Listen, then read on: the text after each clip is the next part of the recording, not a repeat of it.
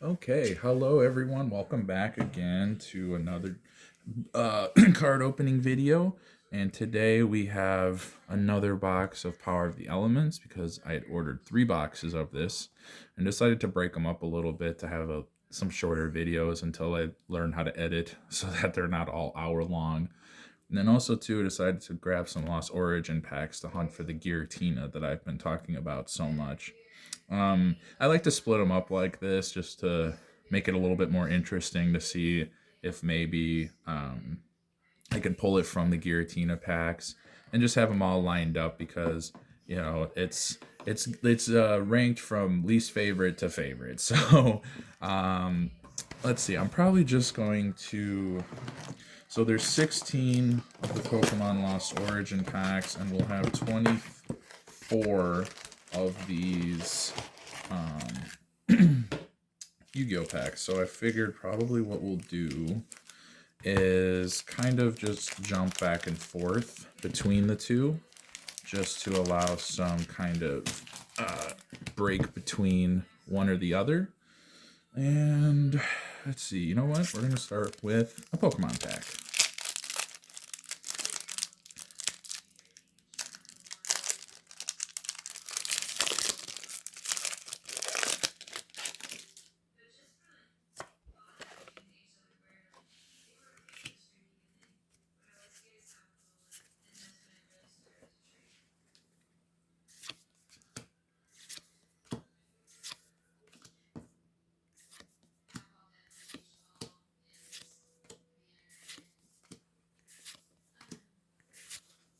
Oh, very nice.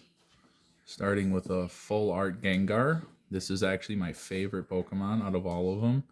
Gengar is my boy. Fun story about that. Oh, and a reverse hollow Pyroar. There is a Pokemon set called Fusion Strike, I believe. And the best card in Fusion Strike is I believe it's a Gengar VMAX. And the first pack I opened, it was hidden in there. So that was a great pack to open. Not only for getting the best card in the set, but also because it was my boy Gengar. So that was a fun one to experiment with and open up on, just because that set's not really in a hot demand at all. I don't know if it ever was, but because that was a bit before my time of opening packs, let alone opening Pokemon packs. But I've opened a lot of Lost Origins, and it's been fun opening up all of them, to say the least. I've gotten some really fun and beautiful cards from it, but at this point, you're just like, man, I just want to get the card I'm looking for, so I can finally move on and hunt for something else that is desirable for me. And there we go. There we go. My boy, Sprite Blue. Thank God. At least he was in one of these boxes.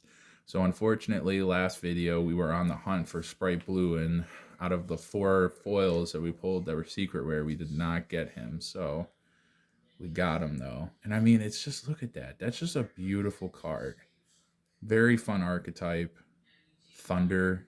We don't have very many Thunder cards, so very cool. Very glad to hear that.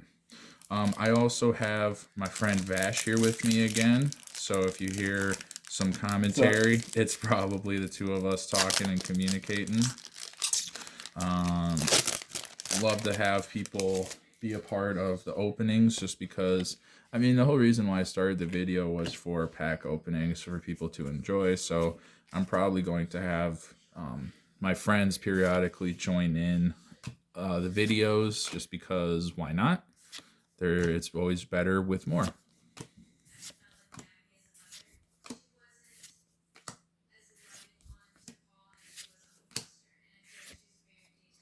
Okay.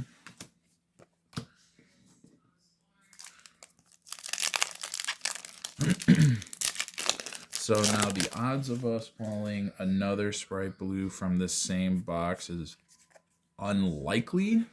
I don't know if it's impossible, but the odds are definitely a lot smaller. So if we can get the Kirikara Divine Incarnate card, that would be great because that card actually has some value to it. I believe it's actually the second highest secret behind the Sprite Blue. So cross our fingers, hope for the best. But so far, I mean, this has been pretty fun opening up these, what I assume to be Euro boxes. They've had some good stuff in them. I kind of like the feel of how the packs open too. It's a lot easier. They seem to kind of just bust open for you, whereas with some of the American ones, it seems like you have to like rip them open to be able to get at what you're trying to get at.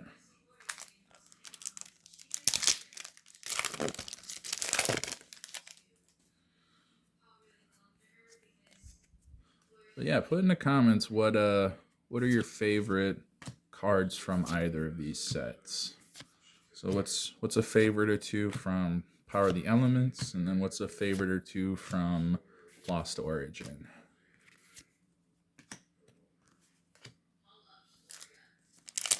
Let's see.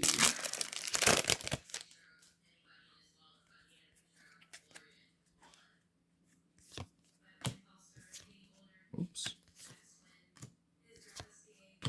Sometimes the cards are very slick, so you'll end up sliding a couple of them at the same time, but that's all right. When it comes to the commons, we'll see them a million times before we're done.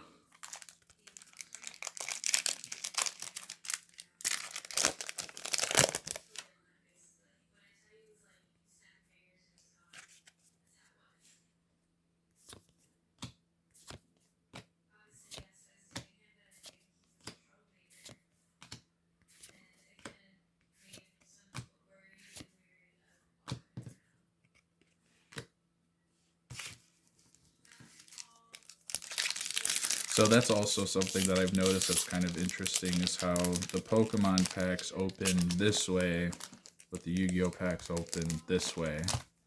So even in that area of how they open is different, which kind of interesting how they decide to do things differently between the two TCGs.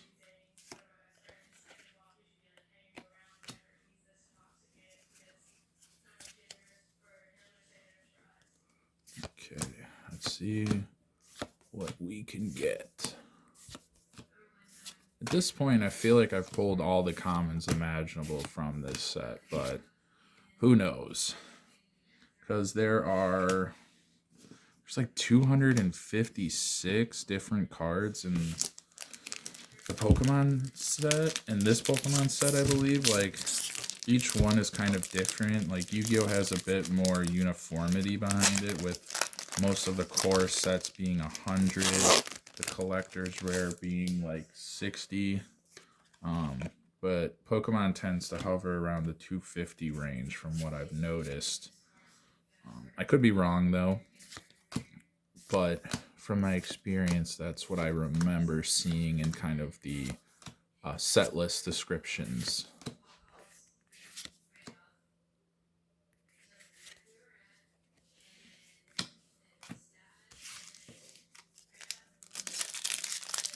Also, since this set was kind of based around Pokemon Legends Arceus, for anybody who's played that game, what was some of your favorite aspects of that game, or what was some of your favorite mons to use on your team?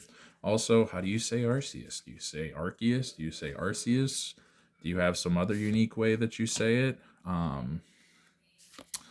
As you heard, I prefer Arceus. That's just because how it looks to me, but I know some people prefer Arceus.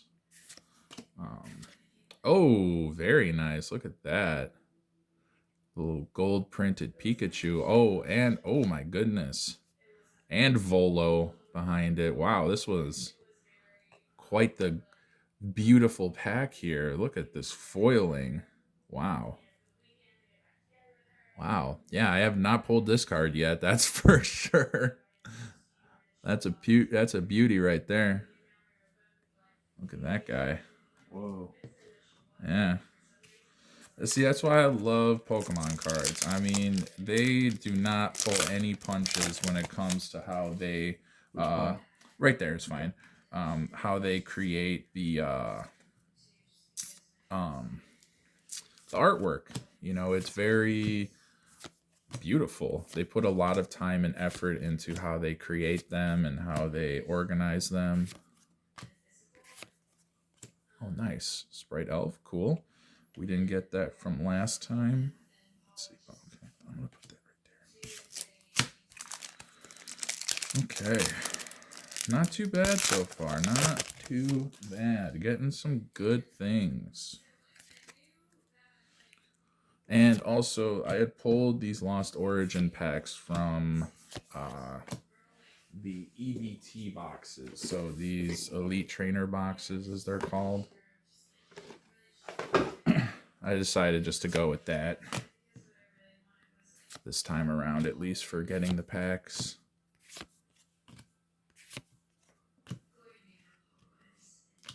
Okay.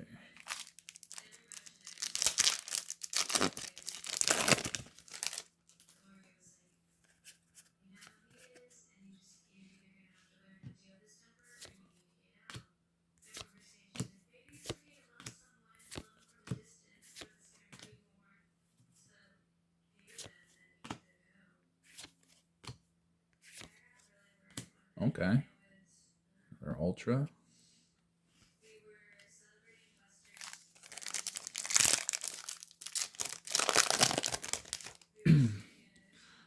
Put down what are some of your favorite archetypes? What are some that you like to use? Personally, some of my favorites are Sword Soul, Sprite, as I've said. Bee Trooper is my absolute favorite. I've been making a Bee Trooper deck for some time now, and I've had some good success with it. But, you know, the insect decks have always had issues because there's a lack of good insect support. But this last Yu-Gi-Oh set that came out, Photon Hypernova, really brought the hammer down when it came to insect support. There's so many good ones that were released within that set that I can't wait to read more about how they work and then figure out how I can implement them into my Bee Trooper deck and create something that will be really, really destructive. Because what's fun about Bee Troopers is that they have a strong Link monster, a strong Fusion monster, and a couple of strong, just like base normal cards. And what they try to do is overwhelm your opponent by just barraging them with summons and things like that. And then the effects make it difficult for them to be destroyed. Like the Link monster. The Link monster has 3,000 attack. And as long as it remains at 3,000 attack, it can't be targeted by card effects, and then it can't be destroyed by battle, I believe. So, you know, that's a pretty powerful effect, just in itself. But there's more where it can. I believe if you sacrifice an insect monster, you will gain the ability to either increase the Link monster's attack by 2,000, so making it a 5,000 attack, or you can special summon any Bee Trooper monster from your deck, I believe. So that's also very dangerous in of itself. So it's a fun one. Plus the cards just look really cool. Like it's just another Ultimate Slayer. So yeah. So as I was saying, like this was probably gonna happen where no way we were gonna get two Sprite Blues, but you know what? This isn't bad. It's still a pretty card and still worth a little bit of something, so we'll take that. But the Bee Trooper cards are pretty beautiful looking. They're pretty fun. They're a little goofy, you know, because like the Deck Masters or the big hit monster cards are like giant beetles with like cities on the back of them and other miscellaneous kind of aesthetics like that. So it's just kind of fun to imagine these what are little creatures to us have just like massive incarnations in these cards. And just bring down the pain, essentially. But yeah, so let me know what kind of archetypes you like, or whether you use them or you just think that they look cool, and let me know what success you've had with using them, and kind of what kind of deck setups that have been successful for you as well. So we're about nearing the end. I would say we're probably over halfway already at this point. And we've gotten some good stuff so far from both Yu-Gi-Oh! And Pokemon, so can't complain.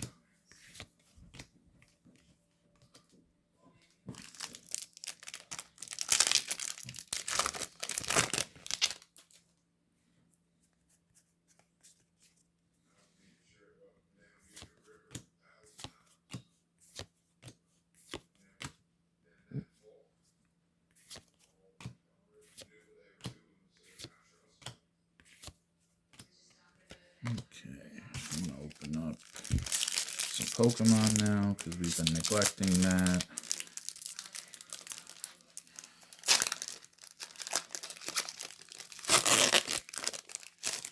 Okay.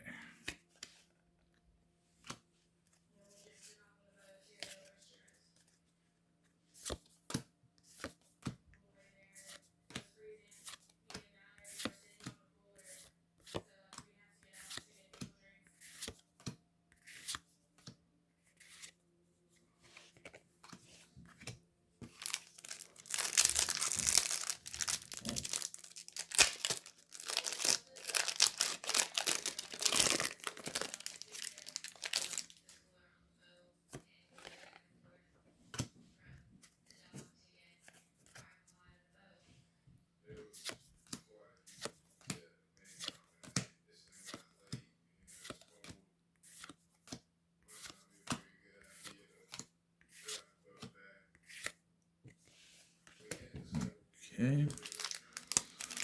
So it looks like we got about 4 Yu-Gi-Oh packs left. I'm probably just gonna get through these real quick and end on Pokemon, just because the whole last video was primarily this set. So just kind of get through the last of it so that we can enjoy some newer content.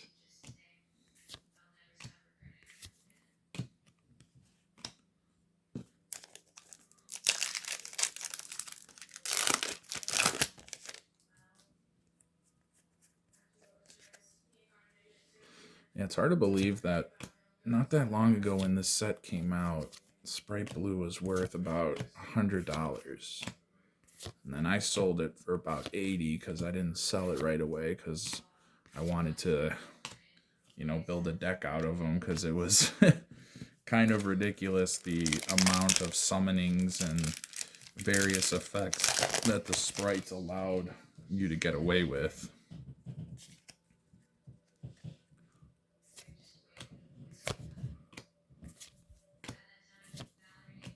But one of these days, once I get a couple more big hit cards, I plan on submitting them for grading. I'll probably make a video out of that, showing what I'm gonna send in, and then whenever I get them back, I'll make a reveal video and see what kind of gradings that we got, because TC or not TCG, PSA can be rough at times. So hopefully whatever we send in will be graded well. As I mentioned, I believe in the first video, I got that Dark Magician Ghost Rare that has been holding some amazing value since the first Ghost from the Past set came out, and definitely want to get that graded and see if it comes out as a 10, because that would be quite amazing. Well, this is actually pretty cool. So here we got the cover art for the set, the Shining Neo Swingman. Too bad Elemental Heroes are so expensive. There's no way I'll ever be able to build a quality deck of that until maybe years down the road, but still a cool card nonetheless, and amazing to see that elemental heroes are still getting support in this day and age. So that's the end for Yu-Gi-Oh! Now to just wrap up with our remaining Pokemon cards.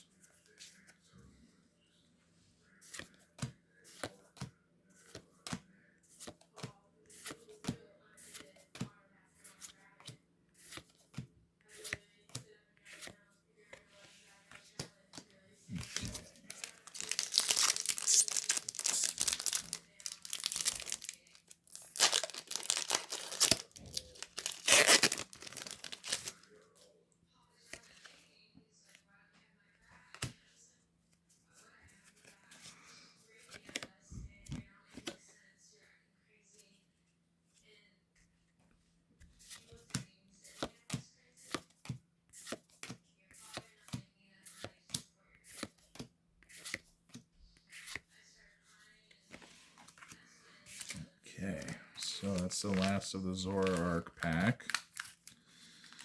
And then we'll have 6 Giratinas. Maybe the Giratina card I've been waiting for is hiding behind the Giratina packs. One can hope. One can only hope that what we're looking for is there this time. If not, expect to see more of this pack opened in the future, because I'm not stopping until I find it. I'm very stubborn like that. I know that some other pack openers on YouTube definitely have that same habit where it doesn't matter how many times it takes, they're going to open the packs until they get it. But even though this is just a comment, I think this is an amazing Ariados artwork. I just love the kind of painted aesthetic. I really love Ariados in general as a Pokemon. I feel like it's a unique and fun one that just unfortunately doesn't have power behind it. You know, there's a lot of Pokemon in the games that are really cool but are just not valid for use because they're just too weak, unfortunately. But, you know, there's never anything to say that they can't maybe down the road get another evolution or a regional form or some kind of maybe buff, because I've noticed that they've done that before for Pokemon. They'll buff or nerf them depending on if they're too good or bad and need to get better. I mean, I feel like that's what the Megas essentially did, was it made a lot of Pokemon that were kind of falling to relevant again, because their Mega forms made it so that they could have some extra damage to them. But also it was cool because it provided almost like another evolution for them. Oh, this is sweet. We haven't gotten this yet. We got an Eternatus VMAX. Love these full artworks. Looks amazing. Ooh, and a reverse Cresselia. So that whoa. Yeah. That is cool. So those full arts are really dope, especially with the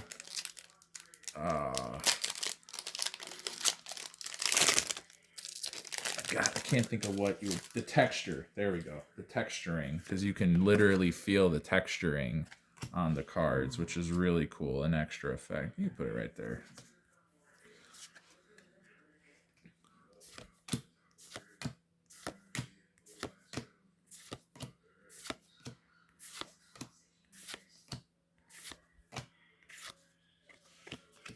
Okay, down to 3.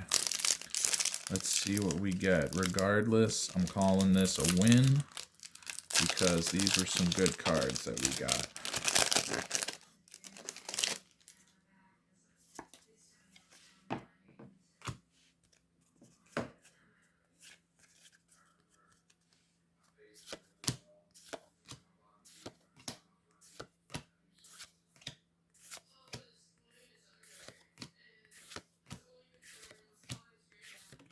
Oops. Went flying. Oh, there's a reverse Shiftry. Shiftry's a fun one for sure. 2 more.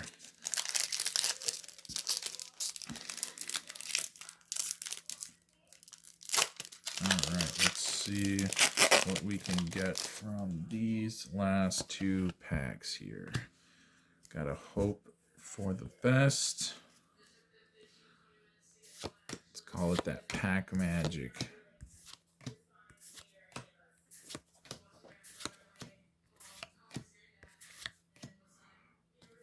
Huh. Gotta love when that happens. Back to back. All right. Last one. Last pack magic, baby. Give me something good. Heart of the pack. I believe in you. Okay. All right. Let's see here.